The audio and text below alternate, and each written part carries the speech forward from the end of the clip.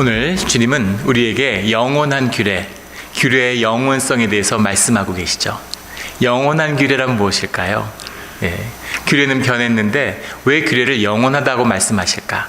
우리 규례 안에 흐르는 영원한 그 본질의 의미를 깨달는 이 시간이 되기를 주의 이름으로 축원합니다. 오늘 24장에서 되는 말씀은 계속해서 주님이 우리의 삶 가운데 16장부터 이어지는 주님이 말씀하시는 우리의 삶의 가장 중심에 예배가 있는데, 예배를 위해서 우리를 만드셨고 예배를 위해서 부르셨고 예배를 위해서 우리를 구속하셨는데, 그 예배가 우리의 삶의 중심에 있다라는 것을 말씀하시고 15장까지죠. 16장부터는 그 예배가 너희의 삶이 되어야 된다라는 말씀이 이어오고 있는 겁니다. 그러면서 우리에게 주어진 그 예배와 관련된 그 규례의 말씀들을 하나하나 확인해 주고 계시는 거죠. 그런데 오늘 그 말씀을 영원한 규례라 이렇게 말씀하고 계시는 거예요. 그 규례를 영원히 지켜야 된다는 의미가 아니라 그 규례 가운데는 변하지 않는, 너희가 꼭 지켜야 할 영원한 가치, 영원한 의미, 영원성이 들어있다는 것이죠. 그게 뭘까요?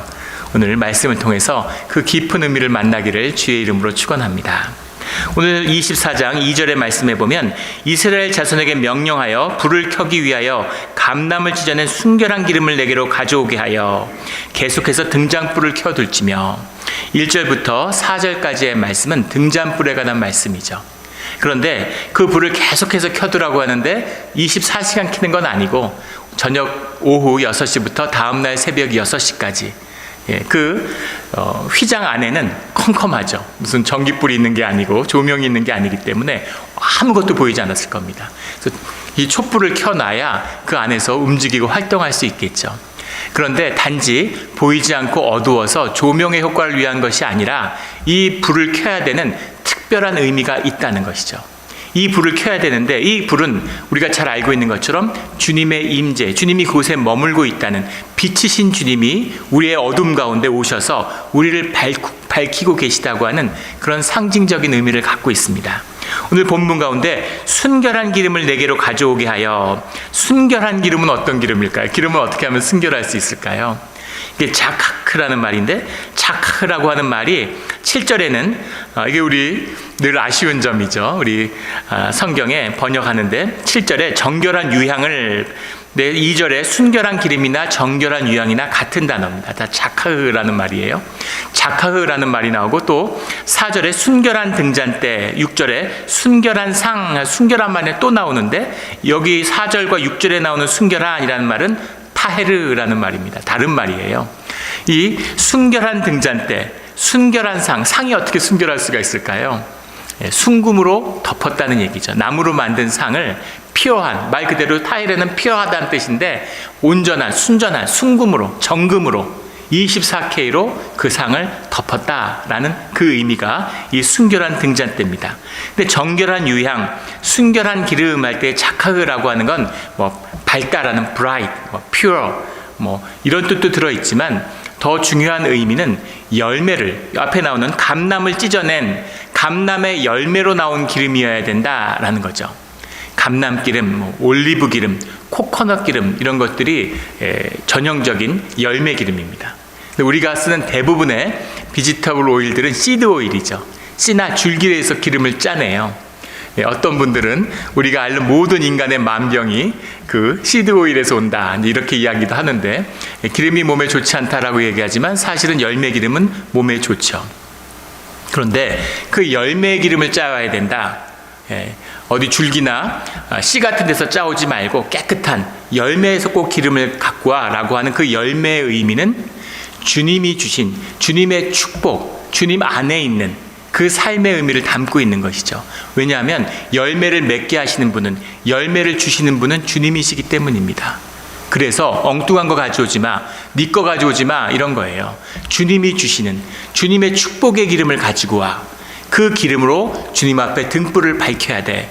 주님과 하나 되는 우리 내면에 있는 깊은 빛을 상징하는 것이죠.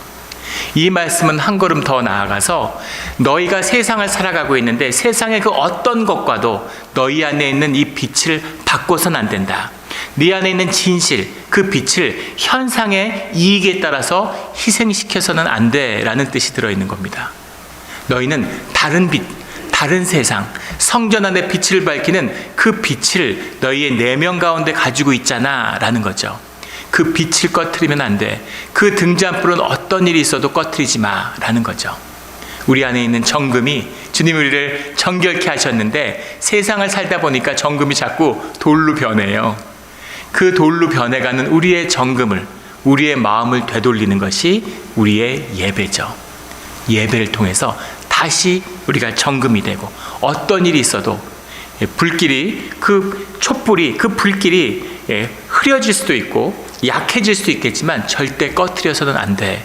그것이 너희의 삶의 기준이다. 너희의 삶의 새로운 시작의 기준점이다 라는 것을 말씀하고 계시는 겁니다. 늘 이 촛불과 함께 살아가는 우리 모두가 되기를 주의 이름으로 축원합니다. 이 의미를 잘 보여주고 있는 한 사건을 예수님이 우리에게 보여주고 계시죠. 그것이 이 음행하다 걸린 여인의 이야기예요. 요한복음 8장 7절에 보면 이제 이 사건에 대한 말씀이 나오죠. 여인이 음행을 하다 걸렸습니다. 우리가 율법의 말씀을 알잖아요. 음행을 하다 현장에서 걸렸는데 더 얘기해 뭐 하겠습니까? 사람들이 율법에 따라서 이 여인을 치려고 끌고 온 것이죠. 돌로 치려고. 근데 주님이 그들에게 물어요. 오늘 말씀에 나온 이에 있는 이, 눈에는 눈. 그 죄를 진 대가를 치러야 되는데 돌로 치는 것이 옳겠습니까? 라고 물어보니까 주님이 옳다 이렇게 말씀하시는 거예요. 너희가 율법을 기억하는구나. 정말 잘했어. 잘 기억하고 있구나. 그런데 너희 중에 죄 없는 자가 먼저 돌로 치라 이렇게 말씀하시죠. 그 사건을 바라보는 기준점을 완전히 바꾸시는 겁니다. 현상이 아니라, 행위가 아니라 너희의 내면을 기준으로 삼아야 돼. 너희 내면의 불꽃을 통해서 봐야 돼. 너희가 너희 안을 들여다보고 죄가 없는 자들이 있다면 정죄하고 돌로 쳐, 이 얘기죠. 이 얘기를 하니까 사람들이 9절에 가면 말씀을 듣고 양심의 가책을 느껴. 주님의 말씀을 하시니까 그 말씀을 듣고 마음의 빛을 비추는 것이죠. 마음의 기준이 돼서 우리의 내면, 본질의 세계를 기준으로 현상을 바라보니까 그전까지 돌로 치겠다고 의로움에, 종교적 의로움에 타오르던 사람들이 모두 양심의 가책을 느껴서 하나씩 나가고 오직 예수와 그 가운데 서는 여자만 남았더라. 죄가 없는 예수님은 남으신 거죠. 근데 예수님은 돌로 치지 않으시는 겁니다. 그 예수와 그 가운데서는 여자만 남았더라라는 거죠. 요한복음 8장 12절에 가면 주님이 이어서 말씀하세요. 나를 따르는 자에게는 자는 생명의 빛을 얻으리라. 이 생명의 빛이죠. 나와 함께하고 주님의 말씀과 함께 살아가는 자들은 이 성막 안에 있는 이 등잔대의 불, 그 불이 내고 있는 빛, 생명의 빛이죠. 그 빛을 얻게 된다. 이 빛을 잃지 않는다라는 말씀입니다. 생명의 빛으로 살아야 돼. 현상으로, 물질로, 육으로 사는 것이 아니라 너희의 생명의 빛을 살리는, 그 빛을 뽐내는 그런 삶을 살아라라는 거죠. 우리 생명의 빛으로 살아가는, 그 빛 가운데 살아가는 우리 모두가 되기를 주의 이름으로 축원합니다. 5절부터 9절까지는 떡에 관한 말씀입니다. 떡에 관한 말씀인데 그 떡을이라고 하는 것은 성전 제단에 있는 것이죠. 그 제단에 떡을 두고 있는데 그 떡을 두고 그 떡을 제사장이 먹어야 된다는 거예요. 우리가 왕 같은 제사장으로 부름을 받았는데 그 제사장들은 주님의 떡을 먹고 살아야 된다는 겁니다. 주님의 떡을 먹고 산다는 의미가 무엇일까요? 왜 떡을 먹으라고 하는지, 먹을 떡이 없어서 먹고 살아야 돼서 아니겠죠. 12부족을 상징하는 12개의 떡을 가져놨는데 그 떡을 먹어야 된다는 겁니다. 제사장만 먹을 수 있는데 그 떡의 의미가 또 다르게 나타나죠. 다윗은 도망 다닐 때 배가 고프니까 부하들을 데리고 가서 성전에 들어가서 진설병을 먹었어요. 자기만 먹은 게 아니라 가져다가 떼어서 나눠 먹었습니다. 그런데 예수님이 그 이야기를 직접 인용하시면서 안식일날 배가 고파서 밀싹을 까먹는 그 제자들을 비난하는 바리새인을 향해서 그 다윗의 이야기를 들려주면서 안식일의 주인이 나다 이렇게 말씀하시죠. 떡을 먹고 안 먹고, 떡을 진설하고 안 하고, 이게 초점이 아니라는 거죠. 규례가 초점이 아니라 그 떡 가운데 들어있는 의미를 너희가 봐야 돼. 그 의미의 주인공은 난데 내가 말하고자 하는 그 안식일의 떡의 의미가 무엇인지를 너희가 아느냐 이렇게 되묻고 계시는 거죠. 그렇다면 떡의 의미는 뭘까요? 왜 떡이 이렇게 중요한 것입니까?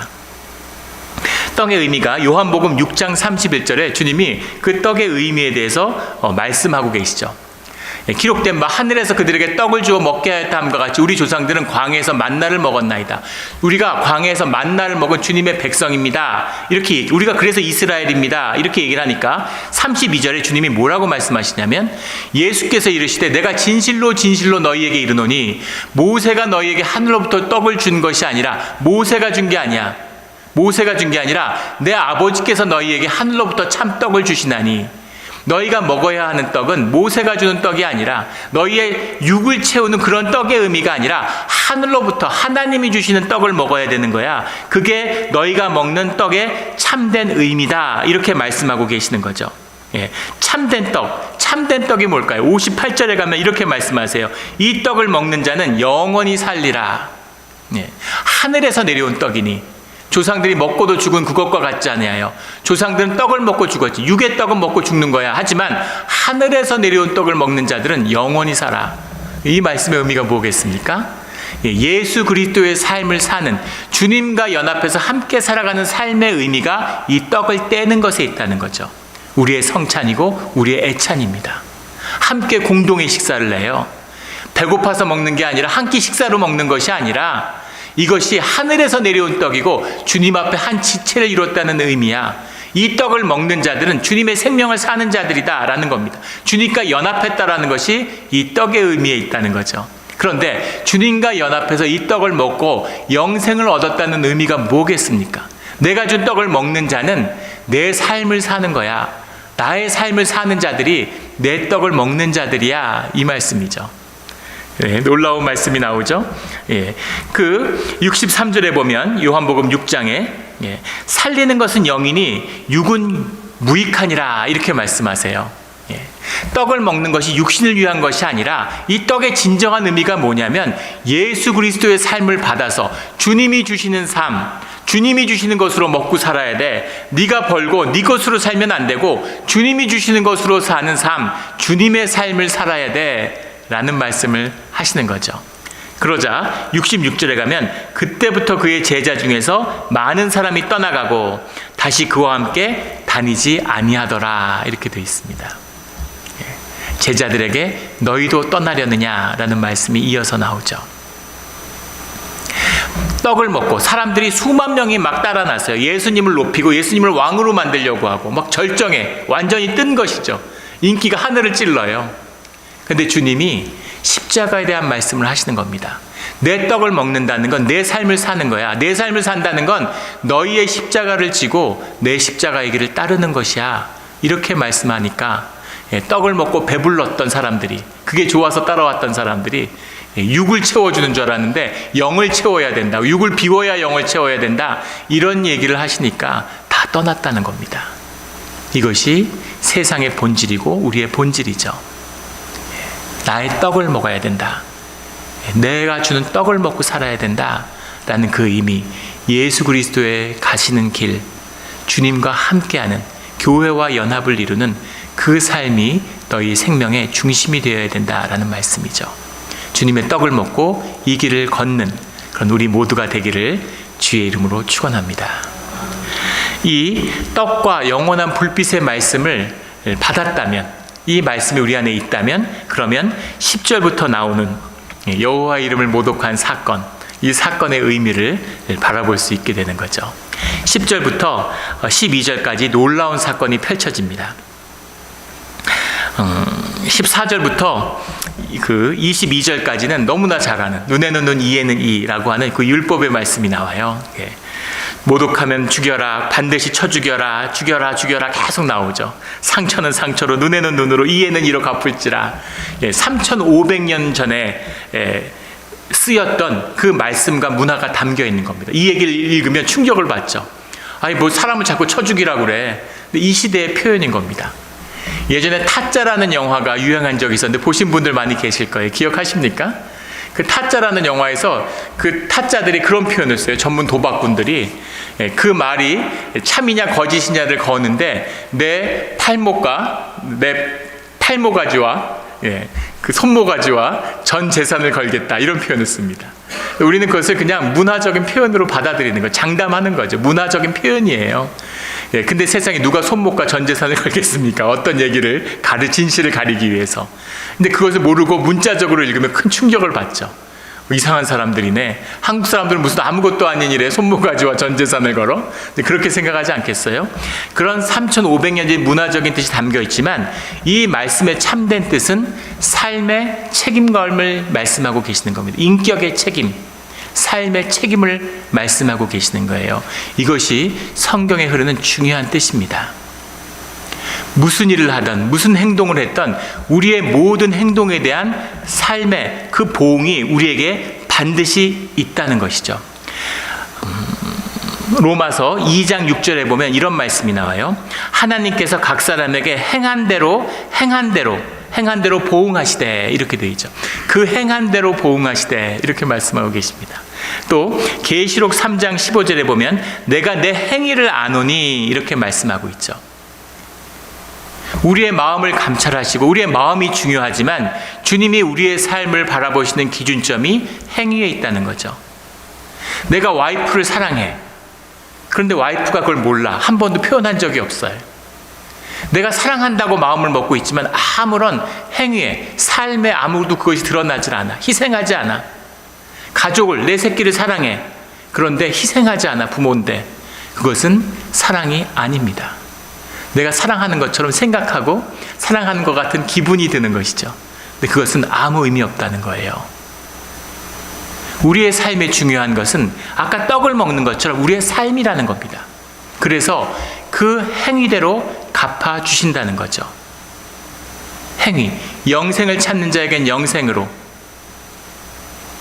육과 현상을 쫓아 살았던 사람들은 그에 대한 보응으로 주님이 반드시 삶에 대한 그 기준, 삶이라는 것, 우리가 인격으로 살아간다는 것, 주님이 인격이신데 우리가 인격으로 주님 앞에 지음을 받았다는 의미는 그 삶에 대한 책임감, 그 책임성이 우리에게 있다는 거예요. 그래서 우리의 모든 삶의 행위가 그 삶에 대한 모든 책임이 우리에게 있습니다. 나에게 있어요. 그런데 여기서 비밀이 한 가지 있죠. 주님이 특별한 은혜로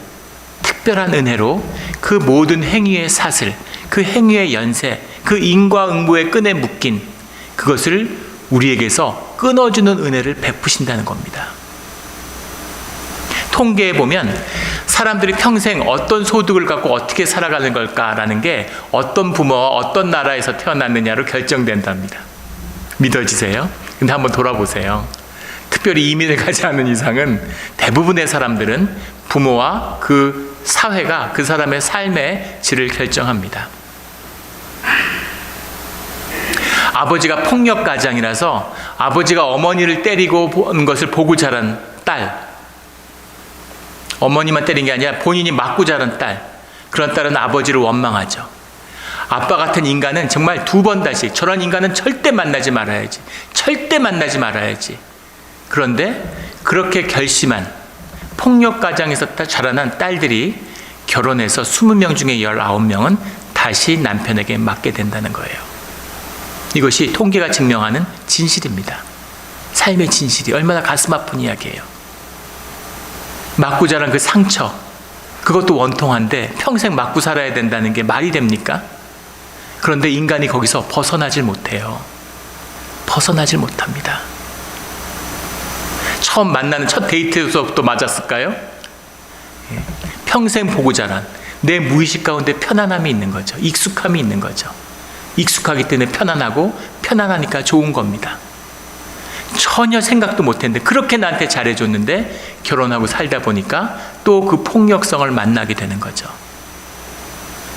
아버지에게 학대받고 학교에서 선생님에게 학대받고 자라는 아이들은 군대 가면 고참한테 학대받고 회사 가면 상사한테 학대받습니다. 이것이 묶임이에요. 이것이 세상이 얘기하는 카르마입니다. 아무도 거기서 풀려나질 못해요. 무시무시한 저주입니다.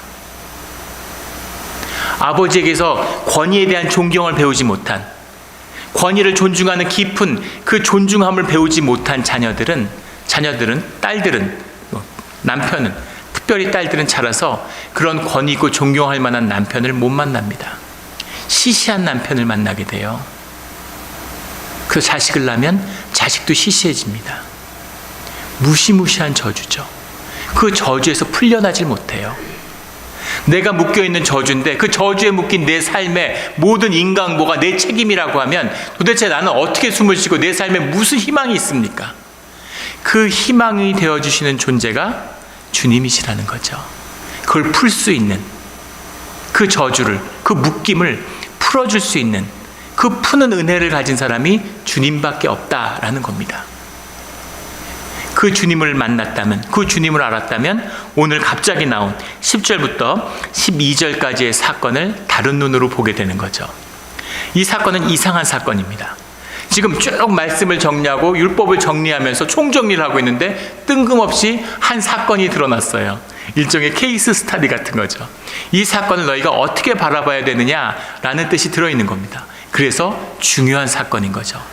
이 사건의 이야기를 읽어보면 10절에 이스라엘 자손 중에 그의 어머니가 이스라엘 여인이요 그의 아버지는 애굽 사람인 어떤 사람이 나가서 한 이스라엘 사람과 진영 중에 싸우다가, 이스라엘 진영 안에서, 진영 밖에서 싸울 일이지 왜 진영 안에서 싸웠을까요? 뭔가 격정적이고 뭔가 심각한 사안을 가지고 싸움이 났다는 겁니다. 그런데 두 사람이 싸우는데 11절에 그 이스라엘 여인의 아들이 아버지는 애굽 사람이고 어머니는 이스라엘 여인이라는 거예요. 그러니까 해픈 거죠. 그렇게 그 섞인 사람이 이스라엘 사람과 진영 중에 싸웠는데 11절에 그 이스라엘 여인의 아들이 여호와 이름을 모독하고 저주함으로, 여호와 이름을 모독하고 저주하는 일을 이스라엘 진영 가운데 했다는 겁니다. 근데 저주한다라는 말은 칼랄이라는 말인데 가볍게 여긴다는 말이에요. 유대인들은 하나님을 높인다는 의미에서 그 이름을 높이고 존중해야 되기 때문에 여호와라는 이름 자체를 입에 담지도 않습니다. 하나님이라는 말을 입에 담지도 않아요. 원문 가운데도 빠져 있습니다. 위대한 네 글자 이렇게 부르죠. 지극히 크신 분, 우리 성경에 많이 나오는 표현이잖아요. 그런 여러 가지 표현으로 부르지 여호와 하나님 이렇게 입에 담지도 않아요. 그런데 주님의 이름을 가볍게 여겼다. 가볍게 여긴다는 것도 문제인데 더 문제는 앞에 나오는 모독이라는 말이죠. 이코브라는 말, 이게 더 센 말이에요 사실은. 예수님의, 여호와 하나님의 이름을 저주하고 모욕했다는 거죠. 어떻게 이런 일이 있을 수가 있을까? 그런데 무리가 끌고 모세에게로 가니라. 그의 어머니의 이름은 슬로미시요 단지파 디브리의 딸이었더라. 이렇게 되어 있죠. 그리고 12절에 그들이 그를 가두고 여호와의 명령을 기다리더니, 이상한 말씀이죠. 여호와의 말씀을 왜 기다릴까요?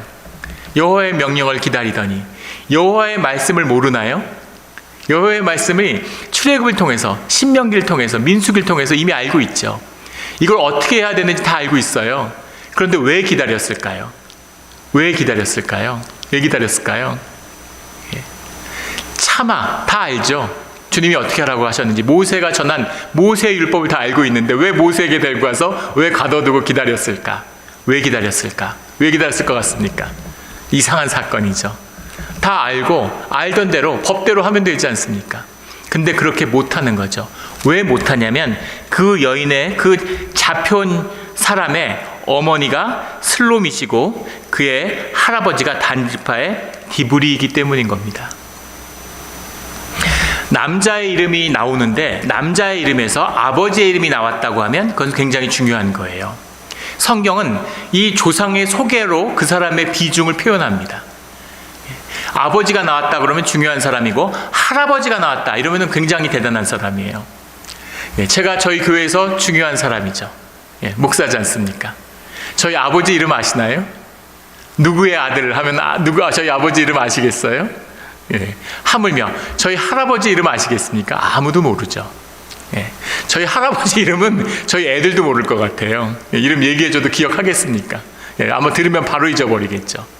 그런데 그 공동체 안에서 누구의 딸 하면 다 아는 겁니다. 우리 한국 생각해 보세요. 그 딸인데 딸의 이름을 다 아는데 그 아버지 누구의 딸 하면 다 아는 거예요. 그러면 어떤 집안이겠습니까? 근데 단지파의 디브리면 단지파의 지도자인 거죠. 그리고 단지파뿐 아니라 이스라엘 사람이면 누구나 아는 겁니다. 그 단지파의 디브리의 딸 슬로밋의 아들인 거죠. 디브리의 손자인 겁니다. 그러니까 아니 슬로밋의 아들을 디브리의 손자를 돌로 칠 수 있을까 우리가? 이런 것에 대해서 선뜻 나서는 사람이 없는 거죠. 그래서 이런 경우 이런 사람을 치라고 이런 애를 치라고 그리고 모두 주춤주춤하고 주님의 말씀을 기다렸다는 겁니다. 자, 단지파의 지도자의 딸인데 애굽 사람과 결혼했다는 것도 특이한 일이겠죠. 그런데 이 애굽하고 결혼한 여인이 유월절을 지키고 홍해를 건너서 광야로 나온 겁니다. 이 딸은 믿음이 있는 딸일까요? 없는 딸일까요? 신앙이 있습니까? 없습니까? 대단한 믿음을 갖고 있는 거죠. 시댁에 갔는데 시집을 따라가는 게 가부장 질서에 있는 사회에서 당연한 거잖아요. 남편 따라가고 시댁 따라가는 거지 친정 따라가 자기 믿음 따라서 유월절을 지키고 자기 재산을 다 버리고 홍해를 건너서 따라 나오는 친정을 따라 나가는 이게 가능하겠습니까? 얼마나 믿음이 신실하면 그렇게 하겠어요. 더 놀라운 것은 애굽 남편이 따라 나왔다는 겁니다. 애굽 남편은 어떤 사람일까요? 믿음이 있을까요? 없을까요? 수많은 족속이 애굽에서 세계 제국이었으니까 유월절을 지키고 홍해를 걷는 건 다 이스라엘입니다. 그런데 부인을 따라서 홍해 바다를 건너서 목숨을 걸고 그럴 이유가 하나도 없는데 애굽 사람인데 애굽에서 얼마든지 떵떵거리고 살 텐데 와이프를 따라서 홍해 바다를 걷는 사람이에요. 목숨을 걸고. 아버지도 신앙이 대단한 사람이었겠죠. 그런데 그 신앙이 대단한 엄마와 그 신앙이 대단한 아버지의 자녀가 그 신앙을 지키지 못했다는 겁니다. 아버지 장로님이고 어머니 권사님인데 교회에서 다 알아요. 그분들이 일생 동안 어떻게 교회를 선신했는지 다 알아요. 근데 그 자식이 주님의 이름을 모독해. 그러니까 다들 주춤주춤 하는 거죠. 야, 어떻게 어릴 때부터 봐온 애를 슬로밋의 아들을 어떻게 우리가 돌로 쳐? 지금 이 상황인 겁니다. 그러면 그 아들은 왜 이랬을까? 어떻게 주님의 이름을 모욕할 수가 있었을까라는 거죠. 어머니의 믿음이, 아버지의 믿음이 자녀에게 유업으로 전해지는데 그 유업으로 전해진다고 하는 것은 주님의 한없는 은혜입니다. 주님의 선물이에요. 이세가 믿음을 지키는 것이 쉽지 않죠. 믿음이라는 것은 마음이기 때문이죠. 예전에 한 청년인데 부모님이 열심히 있는 거죠. 초등학교 때부터 새벽 기도를 매일 끌고 다녔대요. 애가 안 그래도 잠이 많은데 새벽 기도에 와서 앉아 있으니까 얼마나 힘들었겠어요. 꾸벅꾸벅 졸면 졸 때마다 엄마는 기도를 안 하고 자기만 보고 있는지 졸기만 하면 뒤에서 뒤통수를 후려쳤답니다. 그럼 정신이 번쩍 들어서 또 알지도 못하는 똑같은 얘기를 계속 반복하면서 기도했는데 정말 마음의 응어리가 져서 고등학교만 졸업하면 내가 평생 2번 다시 교회 가나 봐라. 나이만 먹으면 18세만 넘으면 고등학교만 졸업하면 그걸 매일 되뇌였대요. 부모가 믿음을 가졌다고 하는데 신앙을 가졌다고 하는데 자식의 삶을 용납하지 못하는데 그 아프다 그러는데 그것을 같이 품어주지 못하는데 엄마 아빠 장사 나가고 맨날 집에만 있는데 자식을 위해서 시간을 한번 내주지 못하는데 말로는 예수 믿어라, 기도해라, 성경 통독해야 된다. 너무 싫은 거죠. 이게 우리 2세의 모습 아닙니까? 고등학교 졸업하면 교회 안 다녀요. 내가 열심을 다하고 내가 무엇이 있다고 해서 그것이 유업이 되는 것이 아니라는 겁니다. 자녀가 신앙을 유업으로 받는다는 것은 주님의 큰 축복이에요. 그 축복을 위해서 우리가 기도하는 것이죠. 전적인 주님의 100% 주님의 은혜입니다. 그 은혜를 우리가 받는 것이죠. 그런데 더 이 아버지가 애굽 사람이 이 애를 화나게 하는 게 무엇이었겠어요? 이 이스라엘 공동체, 이 집단이죠. 생각해 보십시오. 유대인들은 애굽에서 노예였어요. 노예로 강제 노동하고 노예로 끌려다니는데 그 노예 여자를 불쌍히 여겨서 이 애굽 남자가 좋아해서 슬로밋과 결혼을 한 겁니다. 그러니까 얼마나 고마웠겠어요. 미국에 왔는데 미국에 살았는데 한번 생각해 보세요. 미국을 떠나면 어디로 가야 됩니까? 미국에 사는데 내가 미국 사람이야. 그래가지고 너무 힘들게 사니까 결혼해가지고 영주권도 받게 하고 시민권도 받게 해줬어. 그러면 삶에 누가 우위를 가지겠습니까? 아무래도 가정추가 애굽 남자에게 가지 않겠어요? 그런데 거길 나와가지고 광야에 나왔더니만 이 유대인들이 애굽 사람이라고 무시를 하네. 애굽 사람이라고 무시하면 얼마나 황당하겠어요. 일제시대인데 일본 사람이 조센징하고 결혼을 했어. 서로 마음이 좋아가지고. 그때는 고마워하더니만 만주에 나가게 살았더니만 한인들 공동체에 살았더니만 쪽발이라고 반쪽발이라고 애를 막 무시하고 그러는 거예요. 얼마나 열받겠습니까? 그런데 자기가 무시당하는 것도 열받는데 자기 자식도 무시를 하네. 상상해 보는 겁니다. 그 성경에 나와 있지 않죠. 애굽 사람이었다는 게 자기의 훈장이었는데 이제는 애굽 사람이었던 게 자기 핸디캡이 된 거예요. 그 핸디캡을 딛고 살아가는 그 모든 핸디캡의 원인이 어디서 왔습니까? 여호와의 이름, 여호와에게서 온 것이죠. 그러니까 그 다툼 중에서 단집하는 진영 밖에 있는데 진영 안에서 싸우면서 그 모든 저주의 원인, 그 모든 불쾌함의 원인, 여호와의 이름, 유대인들이 껐덕거리고 자기들이 선택받았다고 주장하는 모든 원천, 그 여호와의 이름을 모독하고 저주하게 된 것이겠죠.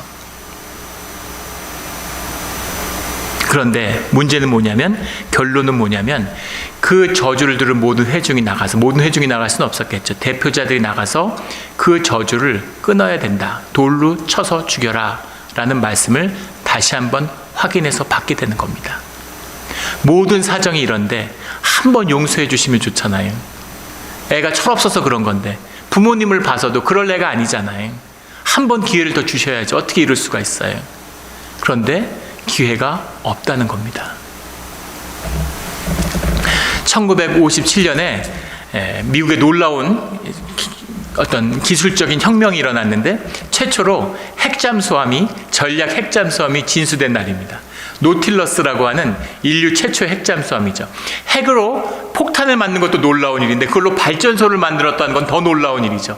그런데 그것을 더 작게 만들고 그것을 조절해가지고 그것을 조그만 잠수함 안에다, 크지만 그래도 지상에 있는 거 비교가 안 되잖아요. 그 안에 조그만 원자로, 소형 원자로를 만들어서 넣은 거예요. 지금도 놀라운 기술이고 지금도 할 수 있는 나라가 별로 없죠. 50년대에 미국이 이런 혁신적인 과학 혁신을 이뤄낸 거죠. 그러니까 세상을 지배하는 패권 국가니까 왕이 된 것 같은 느낌이었겠죠. 노틸러스가 들어갔는데 잠수함은 전기를 충전해야 되기 때문에 사흘 정도 있으면 물 위로 올라와야 되는 겁니다. 그러니까 초계기에 걸리게 되겠죠. 그런데 원자력 잠수함이기 때문에 올라올 일이 없어요. 사실상 영구적으로 물속에 있을 수 있지만 사람이 타고 있으니까 6개월, 1년 만에 떠오르죠. 그래서 계속 심해를 물속 깊이 들어가서 수개월을 탐사하는 겁니다. 그래서 음향을 탐사하다가 놀라운 것을 발견하게 되는데 계속된 폭발음을, 청음기, 소나를 통해서 음을 듣는데 수중에서 계속 폭발음이 들리는 거예요. 그래서 미국이 굉장한 충격을 받았다는 겁니다. 무슨 충격을 받았냐면 냉전 시대잖아요. 우리만 핵잠수함을 만든 줄 알았는데 사실은 소련은 그때까지 만들지 못했죠. 꿈도 못 꾸던 때입니다. 그런데 소련도 이미 만들었구나. 소련도 지하에서 이미 잠수함을 운용하고 있고 폭발 실험을 하는구나. 해저에서 수중에서 폭발 실험을 하고 있다고 생각하게 된 거죠. 그래서 충격을 받은 미국이 어디서 폭탄을 터뜨리는지, 소련의 잠수함이 어디에 있는지를 알기 위해서 청음을 하는 그 배들을 다 띄우고 샅샅이 미국에 있는 모든, 지금까지도 하고 있다고 그러죠. 모든 소리, 수많은 소음들이 있잖아요. 물속에. 뭐는 누구 소리고 누군 누구 소리고 고래 소리고 새우 소리고 다 찾아내서 그걸 분류하는 거죠. 그래서 소리의 그 근원을 추적하다 보니까 그 계속된 폭발음이 소련의 폭발음이 아니라 2차 대전 때 독일의 유보트나 일본의 잠수함을 폭파시키기 위해서 자기들이 터뜨렸던 수중 기뢰의 폭파음이라는 사실을 알게 된 거죠. 10수년이 지났는데 그 폭파음이 물이라는 매질이 있으니까 계속 지구를 떠도는 겁니다. 물이 계속 흐르죠. 몬트레이 앞바다의 물이 몬트레이를 흘러가지만 결국 돌고 돌아서 4년 뒤에는 또 몬트레이 앞으로 돌아온다는 거죠. 그리고 또 여행을 시작한다는 겁니다. 그런데 놀라운 것은 그 매질이 소멸되지 않는 한 거기 매질을 통해서 전달되고 있는 그 소리도 소멸되지 않는다는 겁니다. 한 번 나간 소리는 매질이 있는 한 영원하다는 거예요. 자, 그러면 우리가 하는 말은 어떻게 될까요? 기체라고 하는 것은 물과 비교할 수 없을 만큼 매질의 힘이 약하죠. 그러나 분명히 공기라는 매질이 있기 때문에 우리의 소리를 서로 들을 수 있는 겁니다. 이 말의 뜻은 뭐겠어요? 내 입에서 나간 얘기는 영원히 소멸하지 않는다는 겁니다. 돌고 돌고 돌아서 내게 돌아오고 또 돌고 돌고 돌아서 또 내게 돌아옵니다. 그래서 사랑하고 축복의 이야기를 하는 사람들, 세상을 축복하는 자들은 돌고 돌아서 계속된 축복이 내게 돌아오는 거예요. 그런데 저주하고 불평하고 투덜대고 뒷담화하고 이런 모든 저주의 소리들은 결국은 다 자기를 얽매는 자기의 저주가 된다는 것이죠. 아까 말했던 생명의 책임성, 인격의 책임성입니다. 그런데 아까 무슨 말을 나눴어요? 중요한 것은 무엇이냐면 그 입에서 나간 저주와 나를 묶는 그 저주의 이야기들, 그 투덜댔던 말 한마디도 나를 묶는데 그 모든 저주를 끊어줄 수 있는 분이 주님밖에 없다는 거예요. 그런데 주님을 저주한 자는 어떻게 될까요? 주님을 저주하면 누가 그것을 끊습니까? 온전한 100%의 인격이신 주님을 거부했는데 도대체 어떤 삶의 기제가 내 삶의 저주를 끊을 수 있겠습니까? 내 모든 죄성에서 빚어지는 죄의 삶을 용서해 줄 수 있는 분은 주님밖에 없는데 주님을 거부하는데 누가 내 죄를 용서해 줍니까? 어떤 죄도 줄 수 있어요. 사람을 죽일 수 있겠죠. 그러나 그 모든 죄는 주 안에서 용서받을 수 있습니다. 어떠한 실수도 할 수 있어요. 그 모든 실수는 주님 안에서 돌이킬 수 있습니다. 그러나 주님을 모욕하고 주님의 이름을 욕되게 하고 주님을 거절한 것은 그것으로 끝이라는 거예요. 돌이킬 수 없고 용서받을 수 없습니다. 세상에 어떤 회방을 하고 어떤 잘못을 저질러도 그것은 용서받을 수 있고 돌이킬 수 있어요. 그러나 주님과 함께하는 예배를 회방하고 예배를 거부하는 자는 결코 영원히 용서받지 못합니다. 꼭 지켜야 하는 삶의 레드라인인 거죠. 이것이 오늘 말씀에 담겨있는 영원한 규례의 참된 뜻입니다. 영원한 것이에요. 본질의 것입니다. 변하지 않는 것이에요. 이 말씀의 깊이를, 이 말씀의 두려움을 지키고 살아야 된다 하는 것이죠. 이 깊은 주님의 뜻을 깨닫고 모르고 알지 못하고 이런저런 이유로 어떠한 실수도 하며 살았지만 결코 주님의 이름을 욕되하거나 주님을 거스르지는 않는 그런 우리의 신앙의 길이 되기를 예수 그리스도 이름으로 축원합니다. 아멘. 함께 기도드리겠습니다.